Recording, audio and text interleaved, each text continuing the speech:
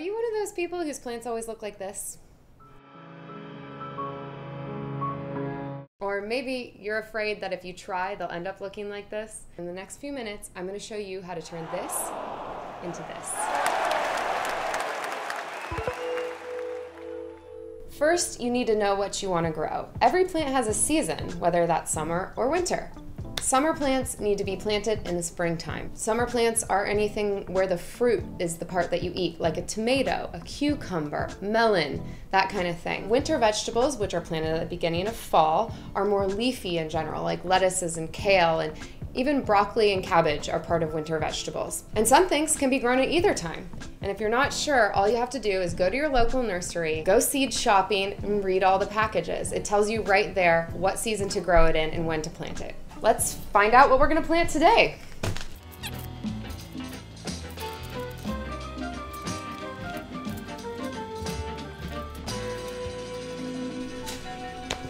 Okay, plants, just like people, need three basic things. Number one, they need a home.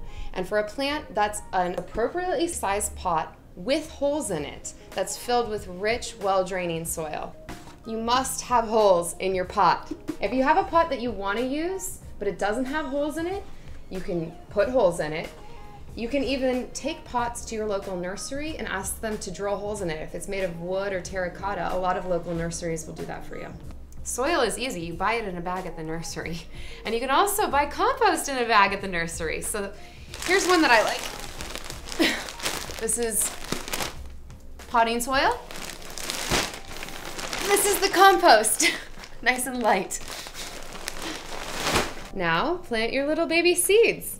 Read the seed packet to find out how deep and how far apart you should space the seeds. Not all seeds will sprout or germinate, as we say, so you can plant 2 seeds in each hole, and then if 2 plants grow out of it, you can pull one out. Yes, you can do that. It's okay. It's called thinning your plants, and it's a common practice among experienced gardeners. Your plants want room to stretch out, just like you. Number 2, warmth. For plants, that means 6 to 8 hours of direct sunlight a day. So what you want to do is find a spot in your yard that gets at least that much sunlight, unless it's far away from wherever you hang out, in which case you might forget to water it. So try to find a happy medium. Find a sunny spot in your yard that is near where you hang out so that you won't forget to water it. Leafy vegetables can thrive on less sunlight a day than that, but outside and bright sun is always best. Number 3 is water. Humans die in 3 days without it, and plants are about the same on average. Baby little tiny seedlings that you're growing from seed can die even sooner, just like humans. But believe it or not, more people overwater their plants than underwater them, and that's why drainage is so important. Remember those holes? When you water your plants, as soon as water starts draining out the bottom of the pot, you know that you've given it enough water. And if your pot is somewhere where you don't want water draining out the bottom, then when it's time to water it, pick it up, take it to the bathtub, water it, let it drain there for a few minutes, and then put it back in its home. The dampness of your soil should always be the consistency of a wet sponge that's been wrung out. That means watering every day. If you're starting seeds, you can use a little spray bottle like this because it's nice and gentle. Or you can use a watering can that has a shower head type nozzle like this one. But once your seeds have sprouted and the little babies are starting to grow up, you can use whatever method you want. Honestly, just a gentle pour from a water bottle or a measuring cup is just fine. Whatever method is easiest for you, make it easy on yourself. The easier it is to take care of your plants, the more likely you are to do it. But I always forget, you say. Well, you're lucky because we live in the age of technology and you can set a reminder on your phone. But make sure it's at a time where you're always home, like at night or early in the morning. Or you can just add it to your morning or nighttime routine, like brush teeth, wash face, water vegetables. And if there's no way that you could possibly remember to water your vegetables every day, there are options for you too. I have a friend who's a new mom. She loves growing vegetables, but inevitably she always ends up neglecting them and they suffer. But this is something that's worked for her. It's called an oya, and it's an unglazed terracotta pot that you bury in the soil and you fill with water, and the water leaches out at the appropriate rate so that it keeps your soil nice and damp and your plants happy. And you only have to fill this up about every week. It comes in 3 different sizes. This one can actually supply water to a pot that's up to 2 feet in diameter. So it can do a lot more than this pot right here, but it'll be great for this too. We'll give it a shot. And if you don't even want to bother with watering your plants at all, there's a solution for you too. Automatic drip irrigation is actually not that hard to install, but it does have some prerequisites like a little planning, access to a hose bib, and a bit more financial commitment depending on how many containers you want to water. I'll go into automatic irrigation a little bit deeper in a future video. All right, are you guys ready for extra credit? Extra credit, extra credit. Fertilizer.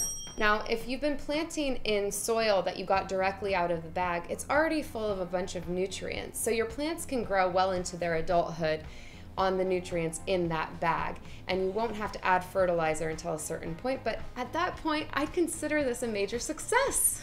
There are tons of organic fertilizers on the market, and you can just go and ask questions. I find that the employees at local nurseries are a little bit more helpful and knowledgeable than the nursery departments at big construction stores. So see if you can find a place like that near you. Do not over-fertilize. I know it's tempting, but you can actually do more damage to your plants by over-fertilizing than you can by not fertilizing at all. This is a situation where more is definitely not better. Always read the label and follow the instructions. You have bugs on your plants? Guess what? One of the easiest ways to get rid of bugs is just by spraying them with a strong spray of water from your garden hose. That will knock them right off, and then it will take them a while to come back. But if they really feel like they don't want to leave your plant, then you can add a couple of drops of liquid dish detergent to your spray bottle and then spray it with that. That's actually very effective. And if that still isn't working for you, then you can buy a product called neem oil, which is a completely all-natural product derived from an Asian neem tree, and it keeps the pests off as well. Please don't spray a bunch of chemicals on your plants. It's not good for the plants, it's not good for you, and it's not good for the environment, including the natural predators in your area. All right, are you ready to start? It's time to go to your local nursery, and here's your shopping list. Number 1, you need to get a pot with holes in it. Number 2, a bag of potting soil. Number 3, a bag of compost. And 4, your season-appropriate seeds. And if you really want to take it up a notch, grab yourself one of these oyas too. Then give your plant a home, warmth, and water, and check back in with me in about a week or 2. That's about all it takes. Get out there, black thumbers, and give it a shot. I'll leave links to all my favorite garden products that I mentioned in this episode down below.